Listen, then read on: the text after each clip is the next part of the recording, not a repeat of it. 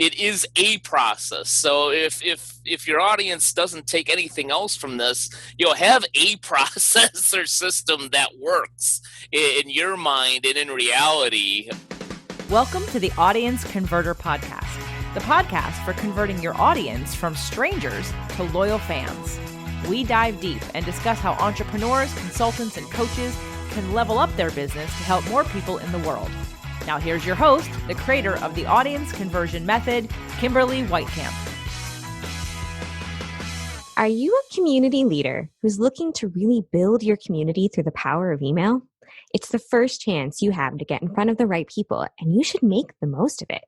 So many community leaders take the template approach, and you've lost your community before they've even found you. How about crafting the perfect welcome series instead? You can grab my guide, Crafting the Perfect Welcome Series, at theaudienceconverter.com/giveaway. Discover the tips and tactics I use to help my clients get up to an 80% open rate. When people open those first few emails, they're more likely to continue opening your messages, engaging, and buying from you. Build your community the right way with a welcome series that converts. Grab your copy at theaudienceconverter.com/giveaway. Welcome to another exciting episode of the Audience Converter Podcast, where we're talking all about what does it take to grow and bring in the right audience for you and your business, and then convert them into long-term clients and customers.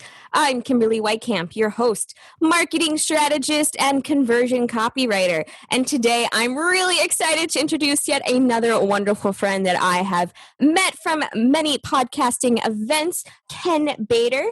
Ken is a trainer, consultant, and all-around culture-first guy. He's all about building a culture of people who want to come to work and, of course, people who want to be a part of your business, either as clients, customers, or employees. He's the host of several podcasts, including Cool Culture Corner, say that 5 times fast, and author of the book, The Formula for Business Success, B+C+S.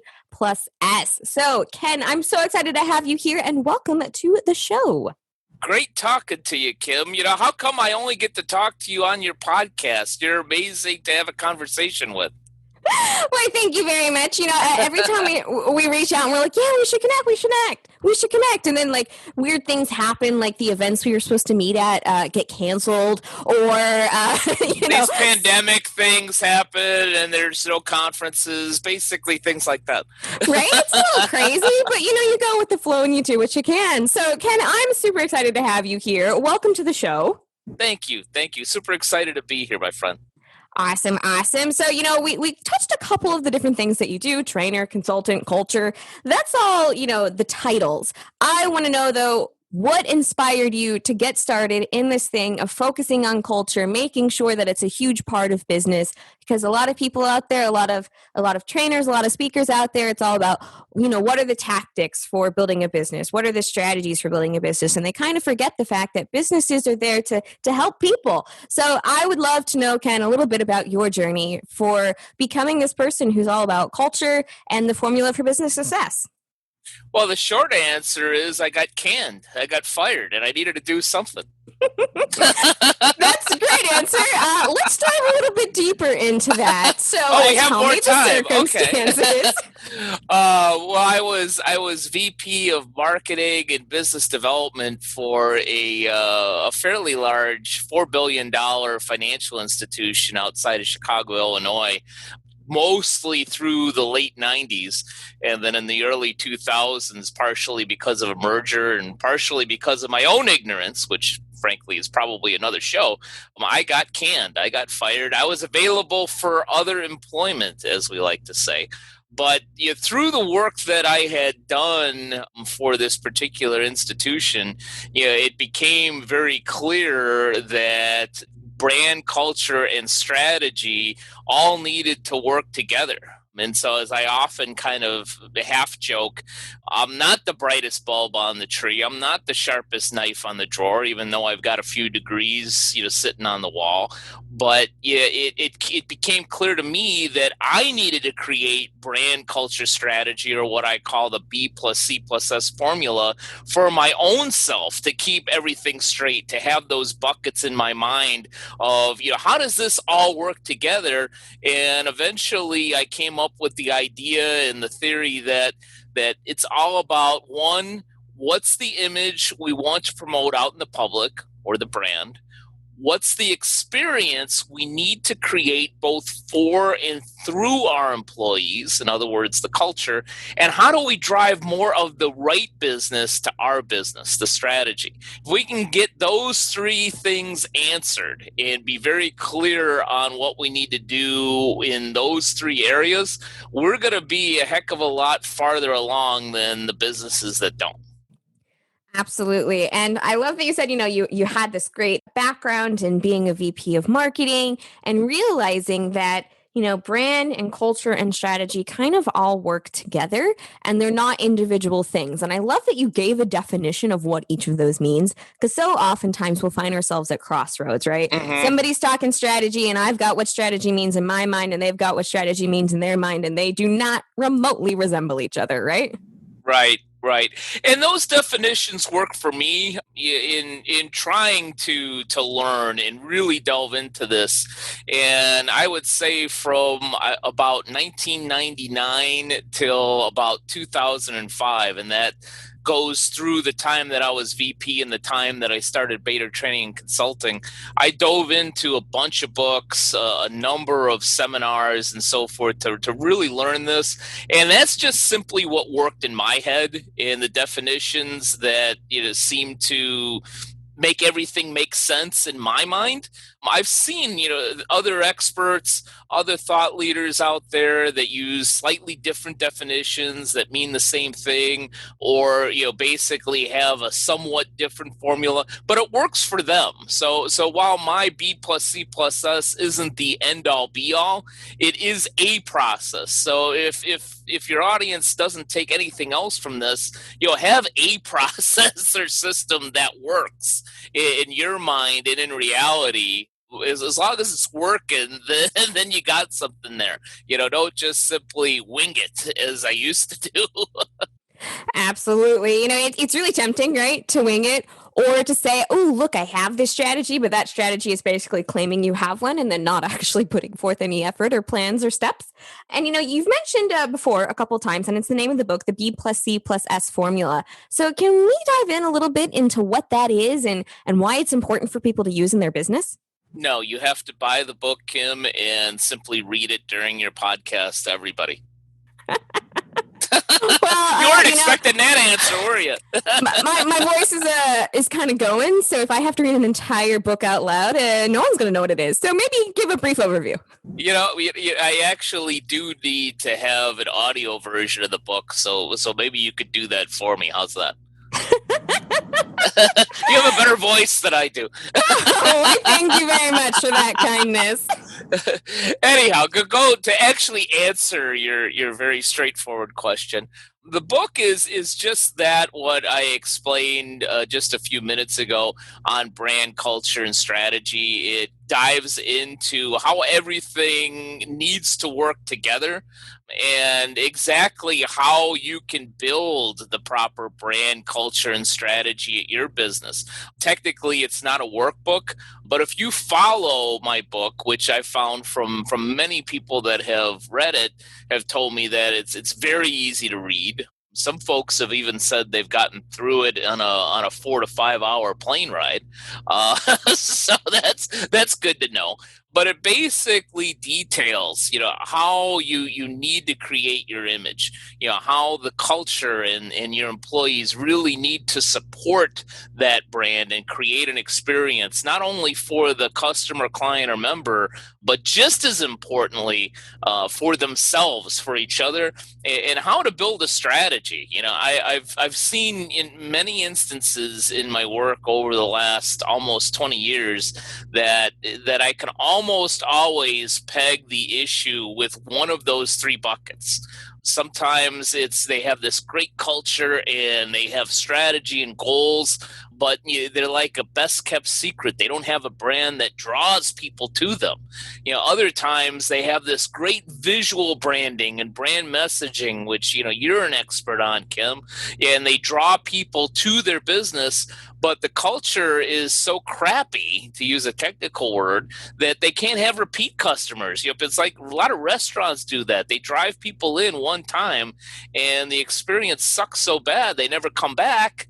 And then the other extreme, which is, okay, we're driving people to the business and we have this great experience, but we don't have a strategy that allows us to make a consistent cash flow, to be able to get out of our own way, to be profitable, and to continue to build and move our business forward. So that's what the book helps to do. It helps to shore up your issues, and it helps you to understand exactly how brand, culture, and strategy don't work in a vacuum. They all need to work together. Definitely. I feel that there are so many different things that need to work together, no matter what your business is. Oftentimes, everyone you see kind of online in the online expert space, a lot of times, not everyone, but quite often what I'll find is somebody is claiming this one thing is going to make everything magically better, right? Master Facebook groups and everything's going to follow. Master pricing your offer and everything's going to follow. But really, it's everything when it works together. And it all kind of has to integrate with each other. So that's kind of why I put a focus on for the audience converter. It's not just about marketing. It's not just about management. It's not just about money. And it's not just about mindset. It's where all of those things come together that can really make you build that business that's going to draw in the right people and keep them around for years to come. Absolutely. You hit the nail on the head, Kim. I've talked to many experts like yourself that do a wonderful job of driving business to a business. As you say, converting that audience into initial customers, and then the business just screws that up. They get them and then they can't keep them. And then they want to complain. And I've seen this several times, whether it's with web designers, graphic designers, email marketing experts, social media experts, where they'll say, well, you know what? You didn't do your job. Our cash flow, our profits, our net income didn't grow. And it's like, well, no, if we really, really look at this, we drove X number of new clients, new customers, new members to your place or prospects, and you didn't convert them. or we converted them and you didn't keep them. You pissed them off so much that they never came back. So true. Oftentimes I try and avoid using the word like leads when talking about building your list and building a business or any kind of marketing strategy, actually. And I keep focusing on the word audience, right? I keep using that in everything I talk about, because audience kind of puts into people's mind, that it's a group of diverse people that I'm speaking with, right? An audience at a concert, when you can go to one of those again. What's an that? audience. I heard there were these imaginary things. Yeah, I heard that there were these things. There were these venues called stadiums, in theaters, in places like this, where people congregated and folks up in at a thing called a stage played music. Yeah, was play that what music they called or put on a performance. Yeah. Absolutely. But the idea is people hear the word audience and then they think of a group of actual people. People hear the term leads and they're like, it's another name on my list. It's another number on my list. And what I try and remind people about is so much of what people focus on when talking about lead generation is, as you were talking about, right? Getting the traffic in, getting the right people into your business, getting people to know about you. But that's step one. Or maybe step 2, or maybe even step 0, depending on how you want to look at it. Right. And then you have to continue. You have to continue the conversation. You have to continue the relationship. The first time somebody joins your list, it's not the time to be like, all right, cool, I've got another person on my list. Guess it's time to put them into the latest email, because the latest email is a sale and sweet, maybe they'll buy it. No, the right way, in my mind at least, to do it is to build a long-term relationship with people. Right. And that requires nurturing. It requires putting a focus on retention and putting a focus on, the stuff that's not what people call quote unquote scalable, right? It's the stuff that's the personal outreach. It's the, hey, I've noticed you haven't opened anything in a while. What can I help you with? Sending out a survey saying, hey, I'm looking to make sure that your experience is the best it can be while being on my list. What are you wanting to learn more about? All of that kind of stuff. Exactly. I'm in one mastermind with some other icons of influence from the New Media Summit, and one icon who's very very sharp person who's accomplished a lot more than I have in terms of podcasting was upset that they did a promotion, and after years of really just putting out content and not really selling or asking for something, and he reported that 25 to 30% of his list, what's the word I'm looking for, Rob? Didn't Unsubscribe. unsubscribe. Thank you. I knew my expert that I'm talking to would give me the right word. I'm an old man. I'm over 50, so I can't remember complex words like unsubscribe. But about 25 to 30% of his list unsubscribed, and he was really upset about that. And I asked, well, why are you upset? I said, they did you a favor. You were giving these people free content, free information for months, if not years, and they never bought a darn thing. And now when you actually tried to sell something, they unsubscribed. They did you a favor. They cleaned up your email list, because if they weren't going to buy that after all of that info, after all that nurturing, they were never going to be your clients anyway.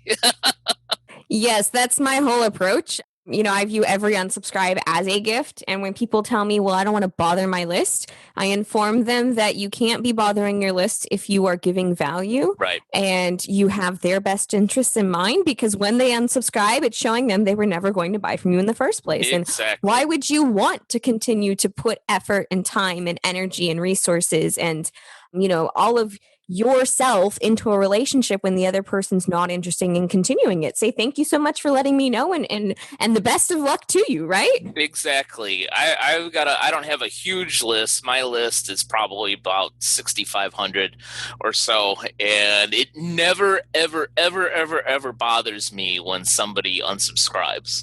Maybe once it bothered me, but that was a different situation. I figure, okay, that's fine. You're just not part of my little ecosystem here, and that's fine. God bless you. Go find somebody that really can connect with you.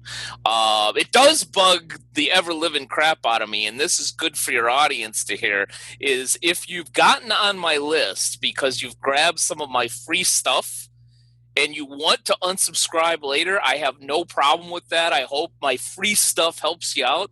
But for the love of God, don't complain. I'll go to my Infusionsoft and I'll see like there's 3 complaints. I'm like, what are you complaining about? And of course, it's somebody that grabbed my free white paper, didn't even type a real name in, and now they got an email from me and complained. Come on. Wow. Yeah, exactly. Just wow. I mean, I don't really know what you can complain about in that case, but there is this perspective, right, that we have to be super thankful for everyone on our list, and we should kowtow to them. But look, it's your business, and you need to be yourself. And if the way you are in email, if they don't like that persona, if they don't like what you're talking about, if they don't like the fact that you asked them to buy something, then that's not a relationship that's going to benefit your business. But let's switch gears a little bit and talk about how you create that culture of people who want to continue working with you. So, you mentioned that you've got what you call a small list, but you're constantly in contact with them. So what are some of the tools and resources you're using to convert your audience from the freebie, yes, I want to hear more from you, to the people who work closer with you? Sure. Well, there's kind of 2 answers to that, because you mentioned about culture. When we talk about culture, and if you have employees, if you have a team, you really need to go from engagement to involvement. Make those other employees true brand ambassadors for your particular business. If you can't get the people on your own team that are working with you excited about what you're doing, how in the heck are you going to get potential clients, members, and customers excited about what you're doing? In terms of conversion, what I'm doing right now, which is having some slow but solid success, is what I call, and you would probably agree, is planting seeds. To be very, very transparent, this crazy year of COVID-19 I have not added a new client in 2020, period. And part of that is a Wow. number of my clients are financial institutions, restaurants, other service-based businesses that have really gotten hit hard. And especially when it comes to service-based businesses like restaurants, hair salons, and so forth, they're trying to survive. Much less pay a consultant a few grand to give them some help. And I completely understand that. And on the financial institution side, even though they may not be struggling right now, they're waiting for the next shoe to drop in 2021, depending on the employment numbers and so forth. But what I'm doing right now is planting seeds for the future, and basically going on LinkedIn, making valid connections. Not just simply connecting with people blindly, but making valid connections, people that I see that should be in my audience, to use your language, that are potential clients sometime in the future. And what I'm doing there is doing very light engagement, meaning that I will tell them, you know what, I am not selling you anything. I just simply thought, based upon your profession, that you may be interested in one of my particular podcasts, and I'll send a link. I say, I'm always looking for guests. I'm always looking for feedback. If you have any, please go ahead and feel free to share with me.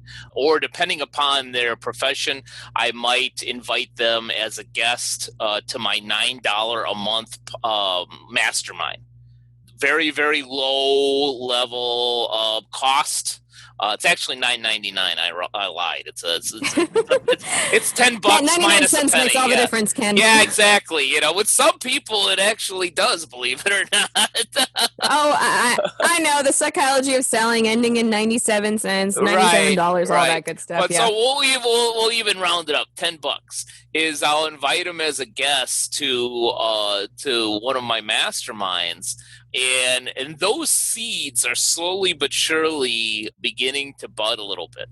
I see so much, what not to do is to create a connection, whether it's LinkedIn, Facebook, via email, and then say, hey, you want to buy my $2,900 program today? Yeah, no.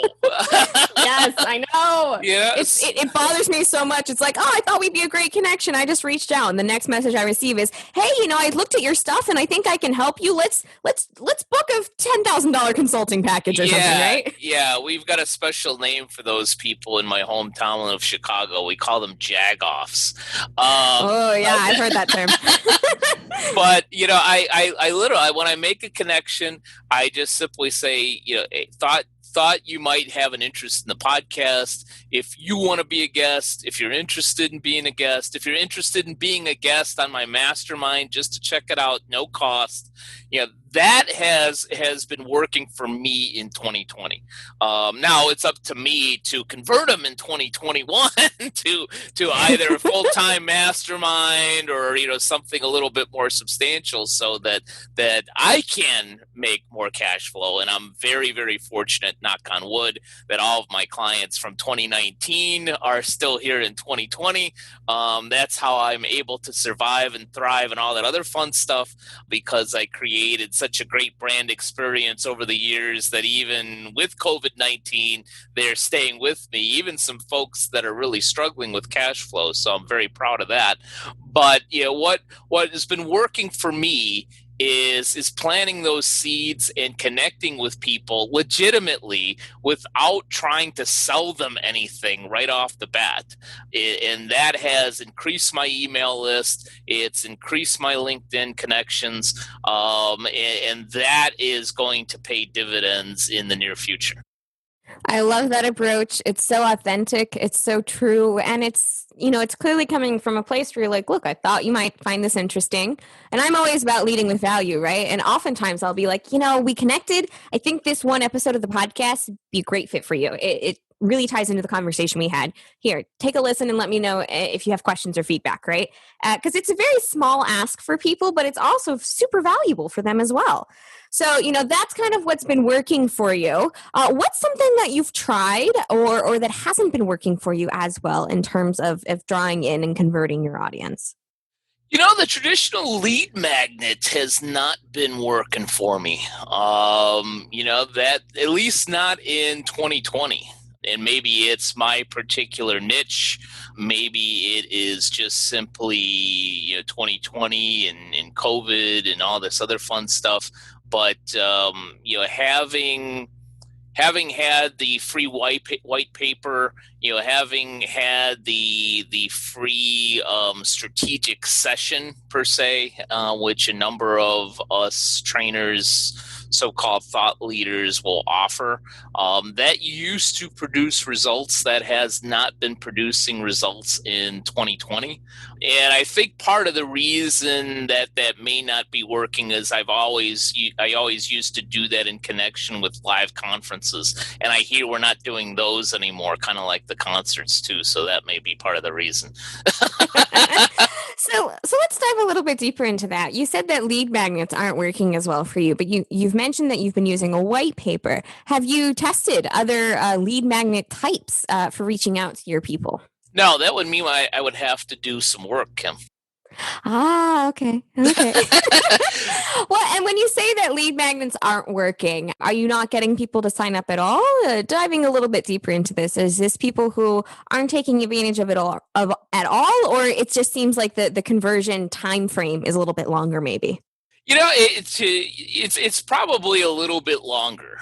That's probably more of a valid look at that, because I am increasing my email list through the white paper or the ebook, whichever you want to call it.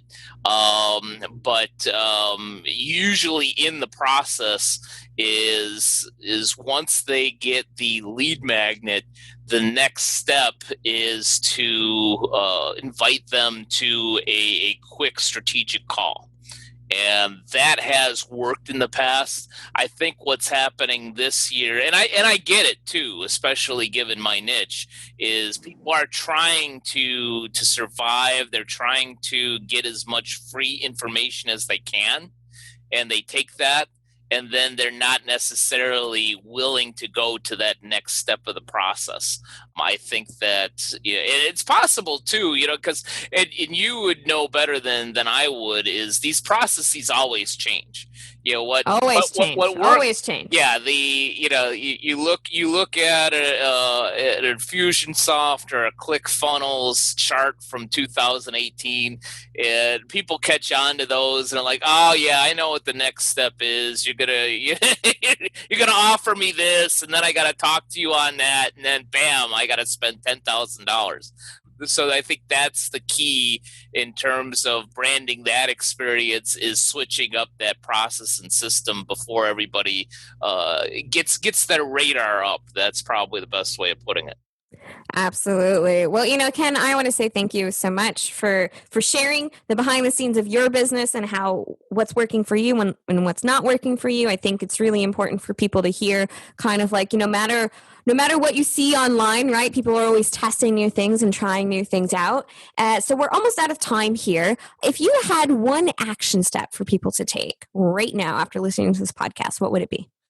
The biggest action step is to take the next logical step.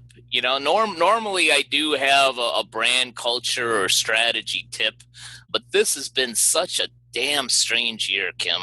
It really is. And I think a lot of people are stressed. A lot of people are confused. A lot of people are scared. A lot of people are upset. But I think that the best advice that I could give everybody right now is to take a breath and take that next logical step. not do it out of fear, not do it out of anger, but take it out of logic. And that logical step, might simply be, to have a strategy session. That next logical step, may be to change your hours. That next logical step, may be to reach out to new people via LinkedIn. Whatever that next logical step is, and frankly, you've seen this as well, is that people already know what they need to do. They need someone to tell them to do it. Yeah, they don't always need, one of us to point it out. They just need one of us to help them draw it out of them, or to validate what they're already thinking. So, I think the best piece of advice that I could give is you know what you need to do. Take that next logical step, whether it's to work with somebody like myself or Kim, or just to get out of your own way and just do it and take some action. Absolutely. And one of the things we've been talking about is taking action, and how Ken has been leading people from his lead magnet to maybe a next call. And another option you have out there, right, is to craft what I call a welcome series, where you lead people from signing up for that lead magnet into learning a little bit more about you and building up the relationship a little bit before making that next ask. And I detail how to do that exactly in the Crafting the Perfect Welcome Series guide, which you can go ahead and grab at theaudienceconverter.com/giveaway. And Ken, I want to say thank you so much for coming on, for sharing your wisdom, for being willing to share the behind the scenes look at your business. If people want to learn more about you, about what you do, about the B+C+S formula, how can they do that? Yeah, the best way to do that is to simply go to my website, which is www.btcinc.net. And if you want to learn more about the snapshot to really dig into your brand culture and strategy alignment, you can go to that same URL, and it's just simply /snapshot. And you can learn a little bit about that. Although the lead magnet hasn't been working as well in 2020, I know that your show is evergreen and you have tons of people listening to it.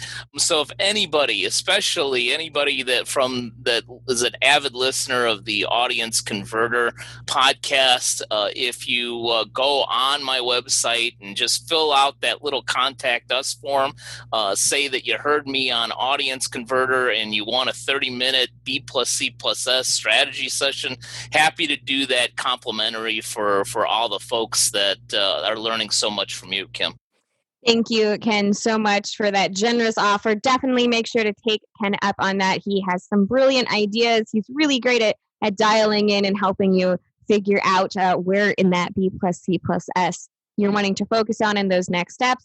Ken, again, I just want to say thank you so much for coming on the show. My pleasure. Always great to talk to you, Kim. Fantastic. Well, everyone, thanks so much for listening. And until next time, keep calm and carry on. Thanks for listening to the Audience Converter Podcast. For more information and important links about today's show, or for access to our website, visit theaudienceconverter.com. Take a moment to rate and review on Apple Podcasts or wherever you get your podcasts.